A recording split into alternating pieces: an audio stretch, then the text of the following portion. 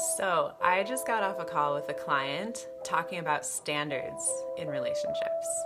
And we had kind of an aha moment that I really wanted to share with you.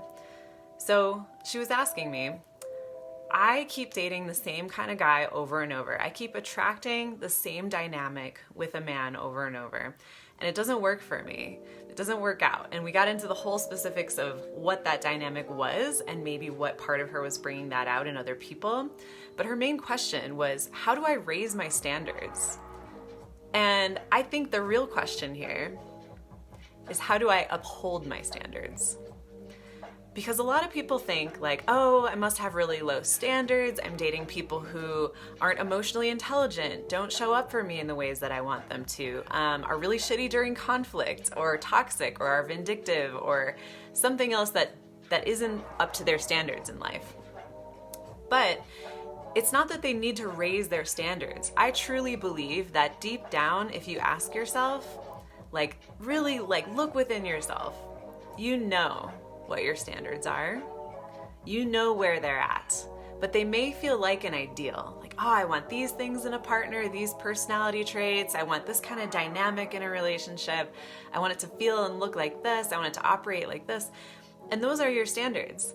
But in practice, you've been accepting something lower than your standards.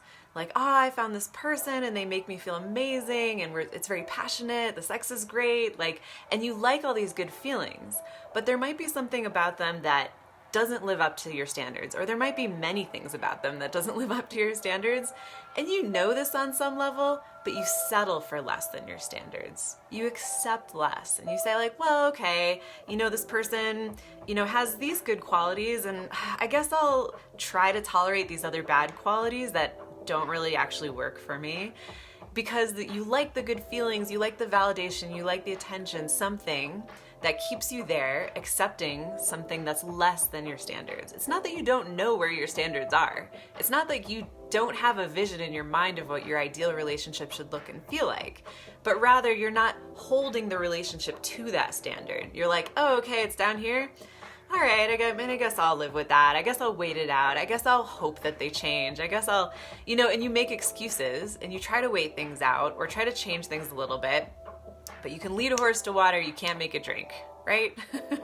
And so this person will only change and meet your standards if they internally want to do so, if they have internal motivation, not external motivation. It's not going to be you pressuring them, begging them, manipulating them, trying to incentivize them to change and improve and meet your standards.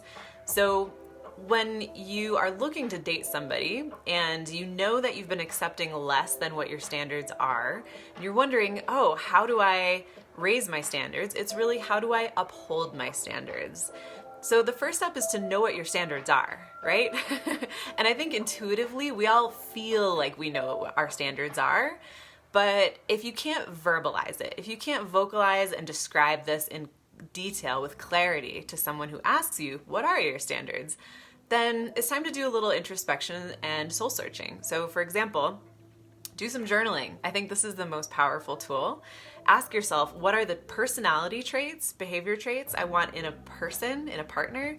And then what are the traits or descriptions or vision that I have for the connection itself? Not just the person, but the dynamic between the two of you.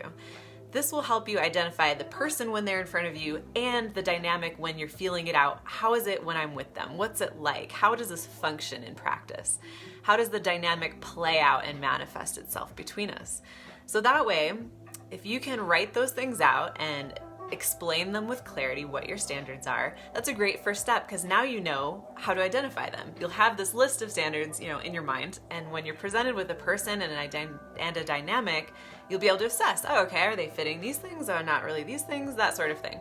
It's important to assess a partner for how good of a fit they are. It's not you being picky or judgmental or testing them. This is you filtering the people who come into your life based on your standards, and that's valid for everybody. And you get to decide what your standards are. They're completely subjective, but let them be something more than just the baseline expectations of respect and peace and nonviolence and these sorts of things. You can always ask your friends if you think your standards are too high. But that's totally their opinion. Just because someone says that about you doesn't mean it's necessarily true. So then the next question is, how do you uphold these standards in practice? Well, you can't bring your list of standards to somebody and say, like when you're first dating them, like, well, here's what my standards are. And, do you think you can live up to that? Do you think you fit that? Because most people, A, don't have that level of self-awareness and clarity to even answer that question. And B, they're probably going to lie anyways because they want to get in your pants or they just want to see how the connection goes and feel it out. They don't yet know if they even want to try to live up to your standards. They're like, who are you? Why do I need to impress you, right? So when you are upholding your standards, it's really just how things play out in practice as the dating process moves along. So as things move forward, you can see when you have conflict. Like, hey, I'm a little upset that you were late to our date. Can you not do that in the future? I would really appreciate that. And if they react defensively, if they turn it around and criticize you, if they storm off and say, well, why don't I want to date you anyways and whatnot, well, then you have your proof as to whether or not they will live up to your standards if you have a certain way you want someone to behave during conflict in your relationship, for example. So it plays out in practice. You have to always be cognizant and aware of how things are going to notice if the standards are being met or not. So to enforce your standards, it's not a request on the other person to meet or live up to your standards, but rather you enforce them by accepting or not accepting certain behavior. What you say is acceptable and what you'll tolerate, and what you say is not acceptable and you will not tolerate. So the action is on your part, not on their part, but your part to uphold your own standards. So it's not like waiting for someone passively to come along and are you meeting my standards or not? Are you willing to do this or not? And leaving it up to them. Rather, you make it up to yourself. So if somebody is treating me disrespectfully, if they are being rude or toxic or emotionally immature, something like that, and my standard is I want someone who is emotionally mature and respectful and not toxic in a relationship, then when I say, hey, this isn't working for me, I don't appreciate how you've been treating me, this isn't a dynamic that works for me, and it's a stay and change or don't change and go sort of ultimatum is what you're saying, with compassion, with clarity. You have to be able to communicate this to them.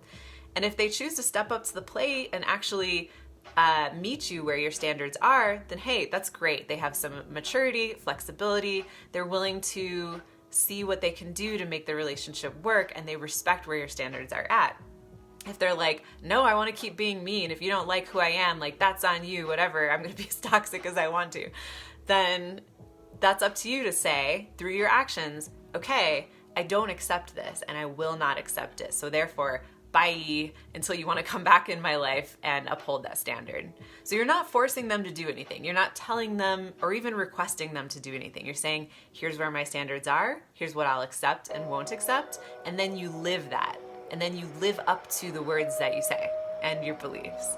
And that's how you filter out people who are not going to be according to your standards, and you attract in the kind of people who will meet your standards.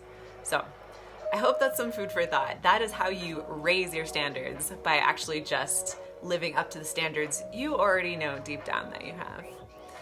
All right, check back in a couple days. I will talk to you all soon.